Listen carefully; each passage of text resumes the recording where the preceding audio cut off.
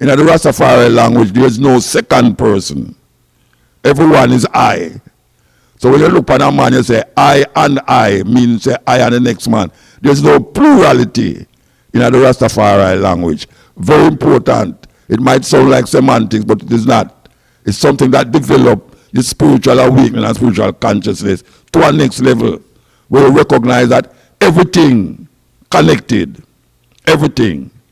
So when you say the man or the next man, you say the I refer to the spiritual awakening of the person. And the language goes on like that. You know, instead of you're a Rasta man say, oppressor. We say, no, you can't oppress something, you don't press it.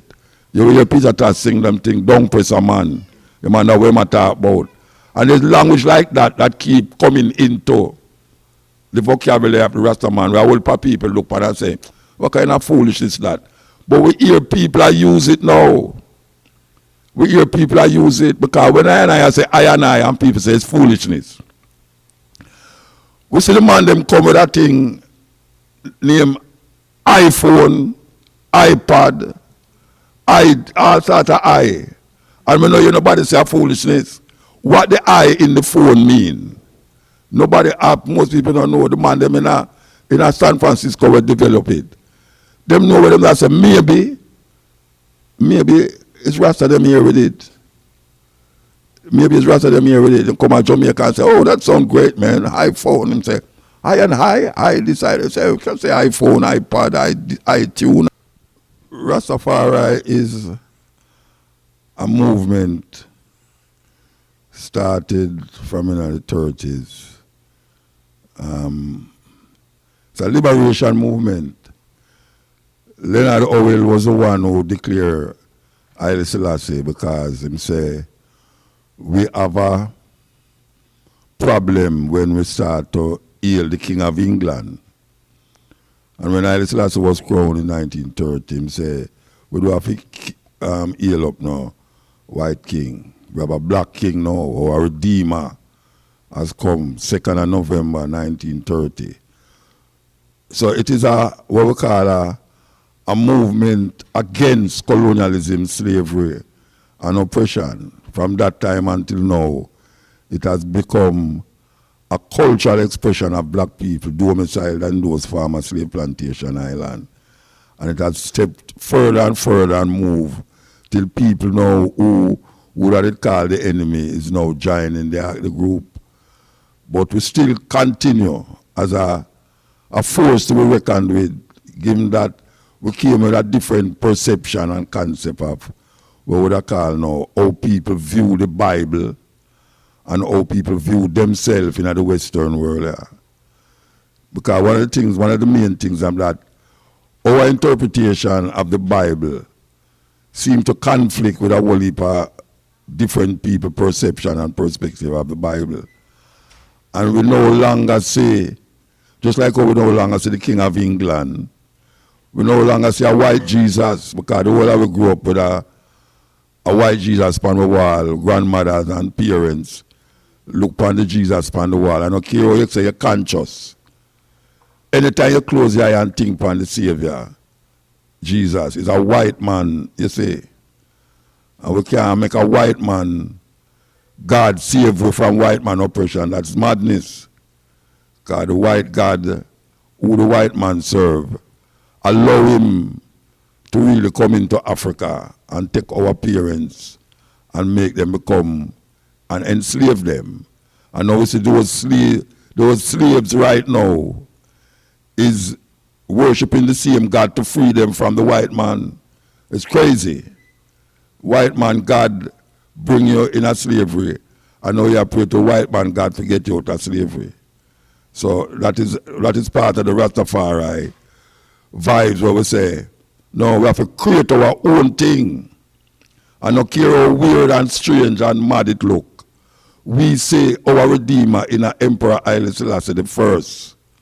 We don't preach the sky God. We see God as us, I and I, as would I say. We are talking about the I in the I, not you and me. No second person. I and I is one. And we see Africa as our redemption. We see Africa as the motherland for all black people. And we see Marcus Garvey as that father of Pan-Africanism. So we always talk about Pan-Africanism, where we say, it's Africa. It's Africa. We not give up Africa. I mean, a whole heap of black people give it up, but Rasta continue, no matter how it look, no matter how it stay, we say, Africa for Africans, those at home and those abroad. And we also infiltrate our music that help to push it. Even though Rastafari don't come with no school, we don't come with no church, no mosque, no temple. We say, no, that your temple is your body. Your body is the temple. And what you do with your body and how you keep your body is very important. So we have certain cultural expression that define Rastafari over the years. One, the lax is the most visible expression of Rastafari culture. And we are aware that it's not everybody who lax is Rasta. But we know that that is what we give to the Western world. And we're not saying that Rasta is the only group of people we have lax in them culture. If you go to India and you say the Sadhus, you know, we talk about the Mama in Tanzania, and we talk about others in Nigeria where the lax is very profound. But Rastafari elevate that and recognize that it's very important that we keep ourselves as who we are, not as when them bring we here. Because if you notice, I don't know if you know, but the first thing them do when them capture the African them in Africa is cut off them ear, shave them, like my brethren now. Hush, hush, hush, hush. Yeah, them shave them and send them on here. So we have a problem now with locks. In Jamaica, you can't get a job with the locks on. Children have to fight. We've been fighting for years to make them stop, tell picnics that them can't come to school without them with locks. And we win that battle. We win that battle. We now legislate it that you can't stop a youth to go to school because him have locks. So one of the important part of Rastafari, even though it's not the main thing, is locks. And some Rastas push it even further and say, in the Bible, number 6, it tells you that when a man take a vow at the Nazarene, no razor shall come upon his head until the days of his separation. And if you look on all the judges in the Bible, all of them that carry locks. The main one that most of you might know is Samson. Samson have locks in his head until make a little white man come cut it off. It's really strange. And them says it's strength, is him strength. But that is a very important part of the expression of Rastafari. The next thing is food. Food, very important. And I think it's one of the most important things in a Rasta, outside of the ganja. But the food, we have always recognized that the temple is very important to how you function physically and mentally. So what you eat is who you are. And really and truly, right now, we don't see that thing there create any great thing amongst black people when them go to the fast food and all these things. Because right now, even the people them want to make the fast food, I tell you, say, fast food go and kill you quick. And that is really where it go on. So Rastafari over the years has promoted a thing named Ital Livity, Ital food. Ital food is the separation of anything medical. When we say medical now, we are talking about things that is man-made, processed, all these things, out of the food. So we eat it as natural, what we call ital. Means it's of no additives. No additives. So most Rastafari would prefer, even though it's very difficult now, they prefer to have them food void of any chemical processing, anything added, subtracted or taken away from it. It's very important to the Rasta man to get him food as natural as possible, but as we say, we move the word natural and say ital, which come now to the language. The language of the Rastaman is very unique in that we use the English language to fight the English language. What we mean by that? Just like when we say ital, people say natural. Now, I is a very important aspect of the Rastafari language. I and I. People say, what kind of foolish talk that? I and I. I say, yes, because you and me, or me and you, you get into a second person thing. So when a man say you and me, or me and you, the you refer to the next person. In the Rastafari language, there is no second person. Everyone is I. So when you look at a man, you say I and I, means say I and the next man. There's no plurality in the Rastafari language. Very important. It might sound like semantics, but it is not. It's something that develops your spiritual awakening and spiritual consciousness to a next level, where you recognize that everything connected. Everything. So when you say the man or the next man, you say the I refer to the spiritual awakening of the person. And the language goes on like that. You know, you say, you're a Rastaman say, oppressor. We say, no, you can't oppress something, you don't press it. You hear Peter Tosh sing them things, don't press a man. The man that we might talk about. And there's language like that that keep coming into the vocabulary of the Rastaman, where all people look at and say, what kind of foolishness is that? But we hear people use it now. We hear people use it because when I say I and people say it's foolishness. We see the man them come with that thing named iPhone, iPad, all sort of I. And we know you nobody say foolishness. What the I in the phone mean? Nobody, most people don't know. The man them in a San Francisco will develop it. Them know what them that say maybe it's Rasta them here with it.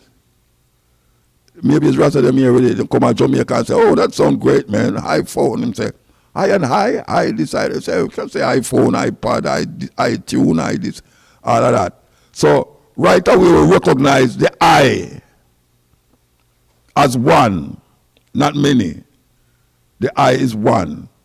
So when you say, when Rastaman say man and man is one still, Rastaman don't have no men in him language. As a matter of fact, men and people means a whole heap of man. Him gone into the homosexual thing now. Because I refer to more than one man is men. And relate that to gay people. The next thing we realize is that ganja is a distraction from the whole concept of Rastafari a whole heap of time. Because a whole heap of people feel say, as a matter of fact, the first tribulation against Rasta in Jamaica, 1952 and 1963, was the understanding according to the system is that these people have smoked too much ganja, that is why them so mad. That is why them chatter all them foolishness say. That is why them ear look so. Because them associate the ganja with crazy people. And now we recognize there's madness. Them is the mad one. Because what we're seeing at Jamaica right now, them decriminalize ganja. And just recently we say this president, Joe Biden, pardon hundreds of men who did in a prison for ganja. And we just hear the lady, what's her name, Kamala, say when she become president, she's going to legalize ganja. Legalize ganja. Can you believe that? In America, we fight against it so. And we say a man come named Peter Tosh, say legalize it and then we'll advertise it.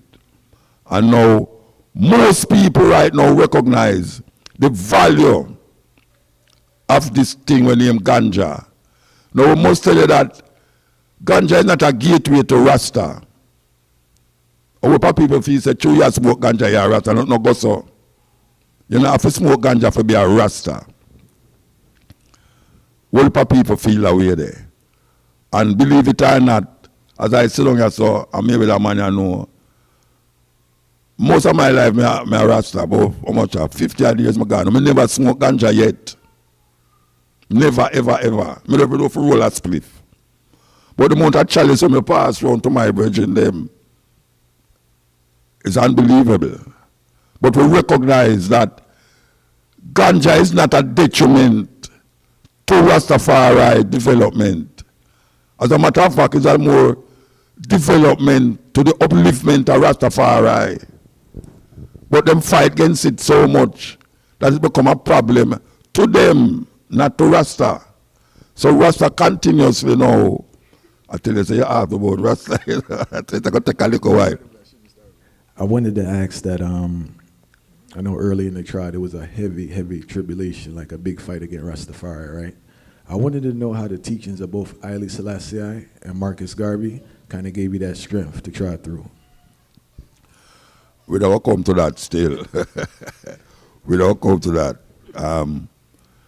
You see, because of the, what them call it, the outcasting of Rastafari, a lot of the things that we come up with as youth did look outrageous to parents.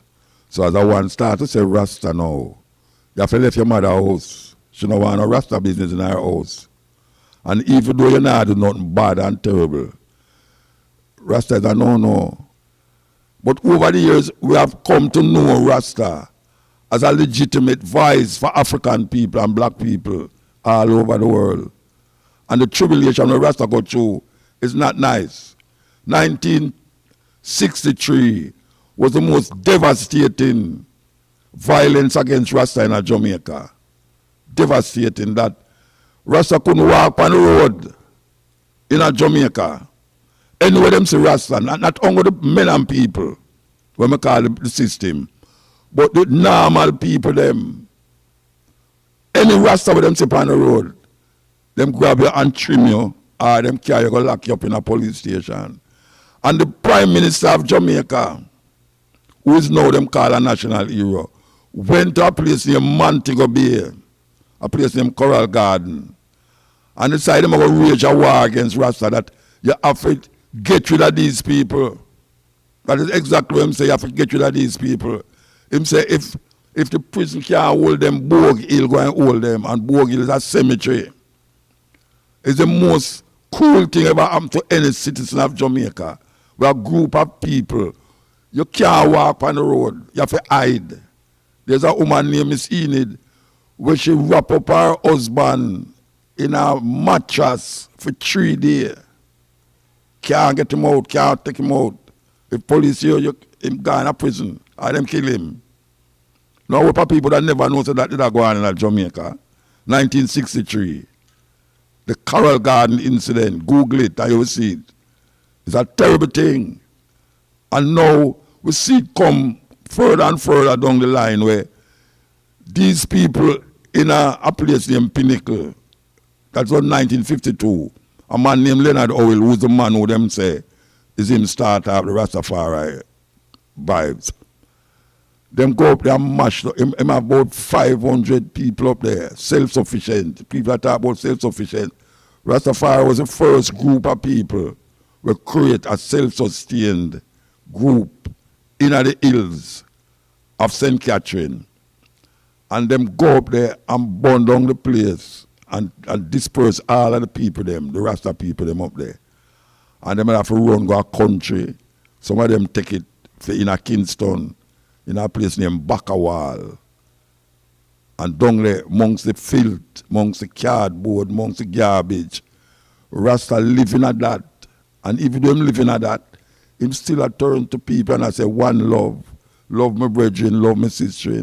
I quote Bible verse and all them some there.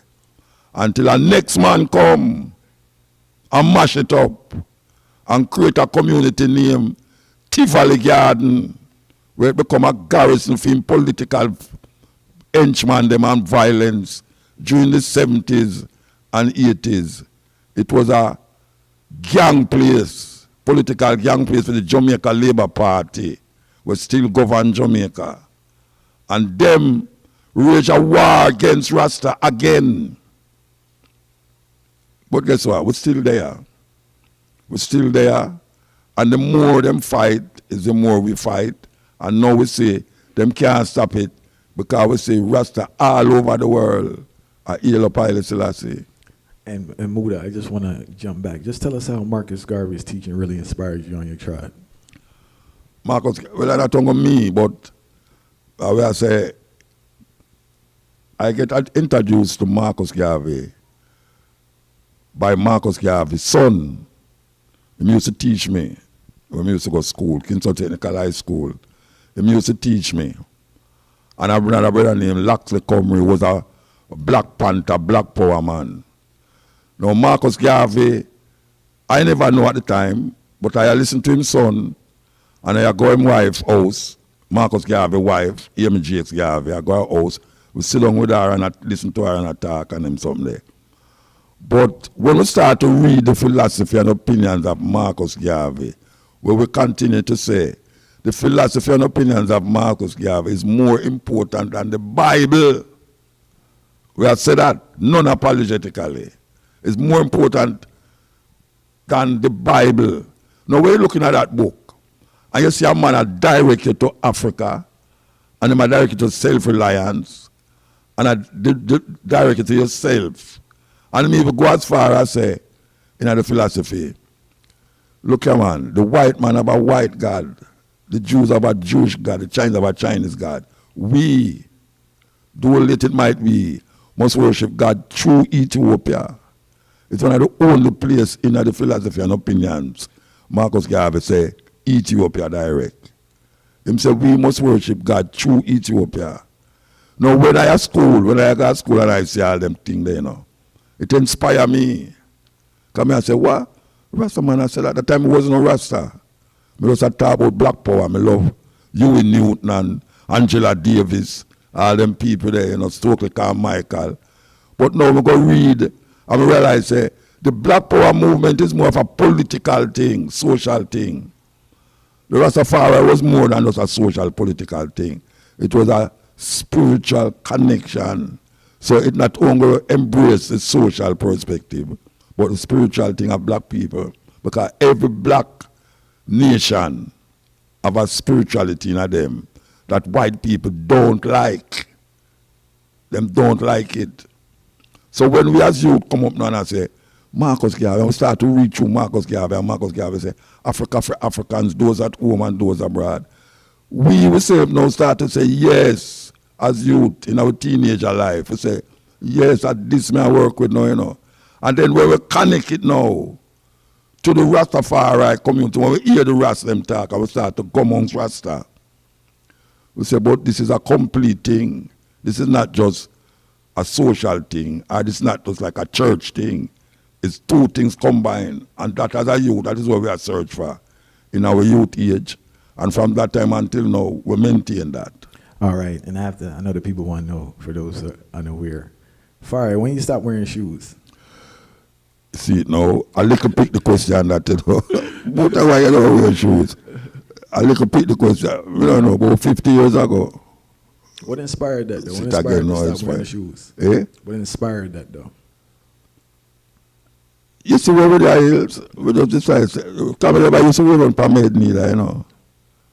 You know, see, we used to just stay a certain way.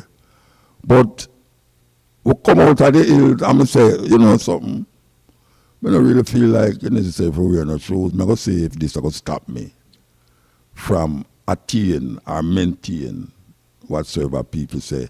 Boy, if you lax or you don't have no shoes, you're a madman. I remember the first time one of my family see me in the middle of town. She just come from foreign, and when she see me, and she say, them call me Roy. And she say, Roy, are you that? I say, wait, well, I'm Darrell. Lord Jesus Christ, look for Roy. Him get mad. She pure nice at me. I look up and say, everybody, and look for me. I say, wait, this is what it is. What people have about no shoes and locks is the worst thing you can do to yourself. If you don't wear no shoes and enough, so I'm say, all right, I'm a stubborn man. I'm going to go through. I'm going to say, how deep I'm going to get in the hole if I wear my locks and not wear no shoes. And from that time until now, we don't put it on. And when people are say, hey, muta, you see, if you go for visa, you have to go cut off your locks, you know. And I see Rasta man cut off them locks to get visa. When them go to them, don't get the visa. And people are say, then you have to go up on the plane without shoes. Them not going to allow you up on the plane without shoes, you know. And me I say, let me see how that go work. And me don't know no Jamaica apart from some artists, older artists, not all young artists now. Because nobody now go do that now. Me don't see most Jamaican no go when me go in the world. And me go there without shoes. And me see people that say, boy, man, I would love to do what you do. And them can't do it. Them can't do it. So, but they say, why not in that way from do nothing? So, me just, but it's not no great spiritual thing, you know. It's just defiance. It's like a defiant person. I say, I don't wear no shoes, and I go see what happen. And so, I go 6 confident. 6 continent, I say, come here, I say confident, I sound like Donald Trump. 6 continent, I go.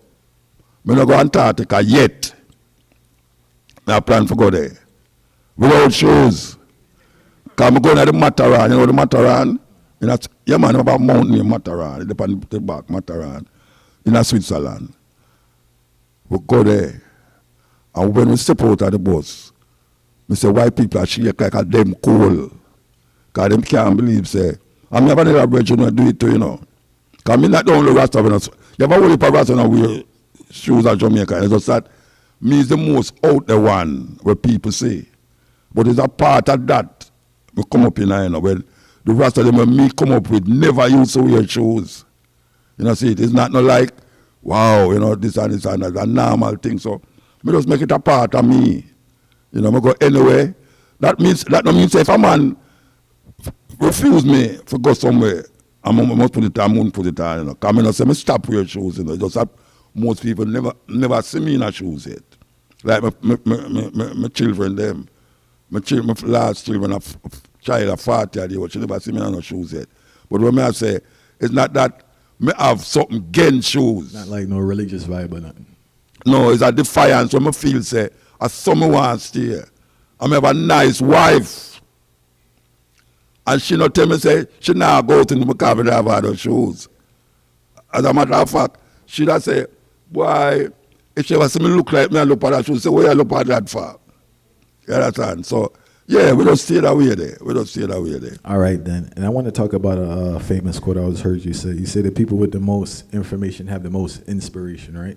Yeah. I want to talk about the importance, though, of actually applying information. I notice in this time a lot of people acquire information, but they don't apply it. One of the things I've always been impressed with about you is that you're always evolving in the tribe, and you apply information. So what words would you give to those who struggle with that part of acquiring versus the application? I see the person with the most information and them are going to govern the whole thing, you know. That is really where it reaches now, because I always say inspiration without information leads to superstition. And if you really check it, the people that with the less information is them is the most superstitious people. Because everything, there's a story about somebody have a house and every night them go to bed, them ears like something a drop on the house top or drop on the house top. And them afraid. Nobody no want to go out, they go look. Them wait till morning. Them wait till morning. But when them go there, them don't see nothing on the house top. So they might give it over to supernatural or some superstitious thing. So this person will decide, say, they might go sit up the night and watch what happen. When them sit up, you know what happen? Somebody will throw ice on the house top. And at the morning, the ice melt. And them not see nothing on the house top. So it's that we are talking about now. Examining the thing, before you process it in your head, say, it's just some supernatural thing. And most black people, I'm not talking about black people now, most black people have a certain superstitious nature that them hand it down to the younger one, and the younger one come with the foolishness. Because them don't have the information. Them don't examine the thing. And that is really what it is. If somebody give you some information, you're more supposed to doubt it. Because doubt is not a bad thing, you know.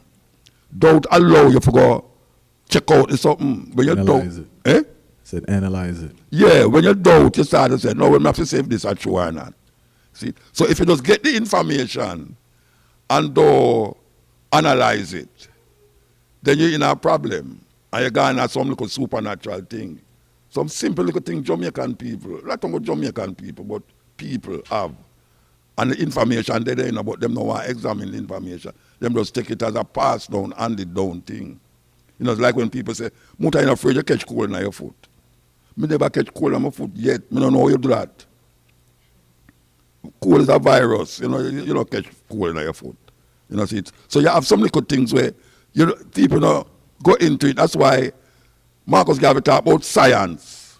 I mean, I talk about science as we are talking about examine. Because that's what science do, you know. It don't come to a conclusion, you know. Because where it reach is where it reach. Until you do more examination, then you will come to another situation. What religion do? Religion stop you without trying to get more information. So when a man read the Bible and him hear say God made the earth in a 6 days, him no examine it in his head and say, how that possible? Him suck it out that and say that, so him hand that down to him picnic. When the picnic come now and say, but how that possible? No, him say, don't talk, don't question God. See? So we are saying now, information must come to you and you must examine it. And all you're going to examine it is to get other perspectives. You cannot have one perspective, you have other perspective that guide, you know, I say, you know, critically in your consciousness, start to examine it and then you say, oh, this way I work with. And you work with it. And sometimes, if you examine it to that level there, just like all the scientists looking at the microscope, the thing, and them examine the thing, and them say this and this and this and that, and them come to a conclusion and can make all a tablet, where even though it not cure you, but it ease your pain, and them something there. It's because of examination and the information when present to you, or when get presented with, him work with that information, and then develop a certain thinking, and then him reach another level. Serious thing. We're gonna do the Q&A right now. Does anyone have a question for Mutabaruka? Good morning, gentlemen, and thank you for your time. Thank you for being here. The question I had was from Mutabaruka. Is how do you remain authentic when you stick out and you don't feel supported, for example, by your own family? And what are some practical things you can do to implement that stuff? All right. Thank you. See, when I just started, I used to live with my mother. And I used to do, it's a normal Jamaican youth amongst my mother. I have everything my mother give me. I go to church. Even though I never see her go to church yet. It's a joke thing. Because she said I go to church every Sunday and she stand up. And when I say, oh, you know, I go to church, she said she have to stay home and cook. And that was a Roman Catholic church. And then my granny, she go to a Baptist church. But the thing with it is that after you start to grow into yourself, and you start to say, boy, you have to go out there now, go deal with your thing. Because them know why you're in the house, you know. My mother know why I'm in the house, you know, Rasta thing. And even though I used to work a big telephone company and all these things, it was a problem to them. And even in a telephone company, I used to start to see Rastafari and so on, and my ears started to lock up. And I realized I can't stay there so. So you have to find certain things to do, make you independent of that. And what we used to do, we used to sell what we call ital food. We cook ital food and then we go and we sell it, and that's how we get money. And so we used to pay rent and go to market and all them something there. And then now we start to live my mother's house and we go up now, we go rent house. And we're then at the house and we start to say, but this thing is serious now because we have to start fend for ourselves. So how you fend for yourself and maintain your commitment to what you see and understand. it takes a certain amount of, I don't know, it's quite, you have to be just reluctant to say, you're not going to do that. Or you're going to do that. Just like how we say, all right, I'm a Rasta, and whether or not I get a big job or not, I don't want a big job. Because if it's not going to hinder me from suing me and seeing myself, I'm not going to deal with it. But yes, I know, say, sometimes if you don't deal with it, you could get worse because of how the system set up. But there's not something inside of you that carry you and motivate you. And that is because you say, you know, me a Rasta, and Rasta, we're going to do certain things, you know, and we say, all right, we're going to start to create for yourself. That is what you call now, you're going to rely upon yourself to deal with yourself. So you start to find all sorts of things, a simple little thing. Like, I see some ones at Jamaica, you see some whole heap of juice, you see man a paint, you see man a do all sorts of things. Now, even though them things they're simple, you know, but it keep you seeing in yourself, you don't give up your focus, don't stop. Sometimes you want to stop focus because of the system set up, but that is really what it is. You have to understand, say, the system not really bigger than you, you know. And if you fall for that, you're part of the system, and then now you won't deal with what you deal with. What me would recommend is that sometimes the deeper you go, and you don't know, say there's a way out. At that time, you know, say there's a light at the end of the tunnel. Sometimes it's when you go give up, you see the light, you know. So I don't know how much pressure individuals can take, but me know a whole heap of pressure will take some serious pressure. Me know some elders will go through some things where they never know say human beings could have go through in a Jamaica. And them stand up, that me could have come now and get testimony to something when me say, resilience. And we don't follow the system. We don't follow the system, but yes, we achieve the things that them say you can't achieve in the system because he's Rasta. There's nothing in the system where the system say you can't achieve when me not achieve. I'm still maintain myself and I still I go through. So I don't know how strong you want to stay, but my thing is that anytime you start to feel like you get weak, there's something there to strengthen you. And you have to just have that perseverance. I don't want to call it faith.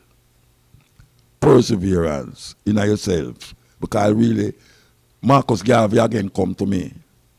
When I hear Marcus Garvey say, if you have no confidence in yourself, you are twice defeated in the race of life. But with confidence, you have won even before you have started. That is my mantra. Anywhere I go, I always remember them words there. Marcus Garvey said, you have to have confidence in yourself. If you don't have no confidence, you're twice defeated, and you don't want to get twice defeated. Some people, when you feel like you'll get defeated, you have certain things where you can come back to. Most people do it too. Christian do it, Muslim do it. And you don't have to be a Christian, Muslim, or Rasta for know, say, confidence in self is something where it's very important to your movement. And that is really what Mother say. Confidence in yourself. If you don't have no confidence, you're twice defeated. With confidence, you win even before you start. Good morning, gentlemen. So a question to you, Muta. Why is it important to know where you're coming from in a world filled with confusion, false prophets, and misconceptions? That's the very reason why you must know where you're coming from, because the whole place confused. That is really what it is all about now. Because if everything confused, and you know, say it get confused, you have to know, say you must know where you come from. Because if you don't know where you come from, anywhere will lead you go there. All right, now that's what we see even amongst the youth them. The youth them kind of get confused so much now that they don't know which part to go. And when them hear certain things, it look like alien to them because the problem with where we are seeing, for instance, America, because we always refer to America, because they're near to you, and the most prevalent culture will affect we is the American culture. These people advertise them culture. I just recently Rasta started advertising, you know. I will look at the advertisement about Rasta, no, it's not something what you see on TV, you know. It's when you go around the place and you see red, gold, and green, you see man and locks, and you say, but wait, locks is part of the culture, and Rasta never got print up no billboard, say locks. But you see it happen. So, the idea of culture, because everything starts from a culture, you know, religion, politics, archaeology, anthropology, everything starts from culture. And if you can identify you as an African person, but you have to know, you have to identify yourself as African. Because sometimes we have to say black, and we don't know what we are talking about, because everybody associates with the land. Land is power. You know, if you can identify with land, you're not going to have no power. The Chinaman identify with China. That is why them name Chinese. The Indian identify with India. That's why them name Indian. Black people say black.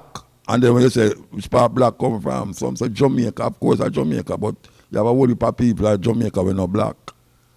So, first of all, you say, Africa for the Africans. Those at home and those abroad. And then now, you start to look into it and say, why is it that I must look into myself as an African? You start to now go look and explore and examine. Whole heap we now don't read. The iPhone is the new God. I say women are asleep with them iPhone. I don't know what can happen between you go to bed and wake up that you have to have your iPhone beside you. But anything, there's no knowledge again that is partake in here. The iPhone is the knowledge. And when you're done looking at the iPhone, you forget it. When you read sometime, you bring it in your more. So I would have said now, history teach you that it can recommend you to know and carry on to the future. And if you cut off that history, Marcus Garvey again say, a people without a knowledge of them history is like a tree without root. A people without a knowledge of them history is like a tree without root. And them things that I learn from me as 18-year-old or 17-year-old, I read about Marcus Garvey. If you tell a youth know about Marcus Garvey, I say, who name so? Well, that's not a problem. But if you hear the word and you have your computer in front of you, and you hear muta come and say, Marcus Garvey, who name so? And you must go so click, Google Marcus Garvey, philosophy and opinion. And if you go up on your YouTube, you go to see an audio book, where most people don't want to read again because something wrong with them eye. But you listen it, the audio book of the autobiography, the audio book of all of the people them where you hear, people like them man you talk about continuously. You can get it on your iPhone. So you don't have no excuse. No excuse. So that is what history is all about. Why you must know history is because that will guide you to your present situation and future understanding. 1 step forward, 2 steps backward. That is what black people are doing. Instead of we go forward continuously because we don't know where we come from. Most people don't want. They say, you're an African. They say, me I'm not African, me not come from Africa. What do you mean you not come from Africa? If a cow born in a pig pen, it means not a pig. There's a cow anywhere you take it. The cow go move anywhere you go. Black people born in a them place, them become the place where them there, where them know that the place that oppress them and them family and them friend. White people thief this land here. Them thief the land from the so-called Native Americans. And now them a tell people say, they must go home back which part them come from. And most of them did come from somewhere else other than America. You know, you hear by your TV with during the election here. People are telling them, say, them are going to deport this and deport that. So which part for them family come from? Them family not come from here, sir. My family not come from here, sir. We come on here, sir, by miscarriage. We never intend to come here. Them carry us here to enslave us and have to work on plantation. Now them come from another place, a run from persecution, come on here so. And when them come on here so, they make it them home. And them have you in it more than them. Black women spend more money on trying to change how them look than any other group of people. Everything for black woman now extended. Them have ear extend, eyelash extend, fingernail extend, bottom extend, breast extend, everything extend. You have to mind how you sleep with a woman nowadays, you know, because you're going to sleep with a woman one way, and when you wake up, it's a different woman you say, what's it? I don't know you me that sleep with. You could have sleep with a man and don't even know. Because when them just dress like woman, some of them man they dress like woman, you say, wow, she look like Miss World, and when you go to bed to wake up, you look like Dracula. It's a thing. So you have to know, say, there's something out there that is not causing us to know history. History is a very important thing. Are there these people that control this place, you think them forget where them a come from? Are them Jew and them this and this? Them not forget where them a come from. Black people, they make sure so you forget. Because every time you turn around, there's something you advertise them. Something advertise, something where they make. And say, you, them want to buy it. Look on all them hip-hop artists there. Them have things and have things where it don't have nothing to do with them history. Because they are sold into that. I know I see some little thing I go on and thing there with the brother name, Sean Combs, P. Diddy and them something. Yeah, Diddy, yeah. They get to me say, every one of them people, they ask them to go on, black people, fall, them get into that. And that is where them have the youth them and move towards. Because them don't have no history, them get cut off. Them history get cut off right there. So them become even more cruel and wicked than the slave master. It's a terrible thing. We have to know history, Virgin. We have to know the history, yeah. For me, it's very special that Mutabaruka here. He was a great inspiration to me. He is the reason, he's going to say something when I say it probably, but he's the reason I actually stopped drinking alcohol and stopped eating meat. He did good. Yeah, seriously. Oh, you don't know now? He did an interview with Carter Van Pelt. I will make a cut off your ear and start beard, your beard. No, you didn't do that. That was on my own. Muslim. You did an interview with Carter Van Pelt in 1996. And believe it or not, I was reading it on Thanksgiving after just eating a bunch of food and sitting there. And it really touched me. I said, yo, this thing makes sense. So I started the journey. So we give thanks for that. We give thanks for all the work you've been doing. The whole generation inspired, really appreciate it. So on behalf of I Never Knew TV, I Never Knew TV's team, and all the viewers, we're presenting Mutabaruka with our I Never Knew TV Lifetime Achievement Award.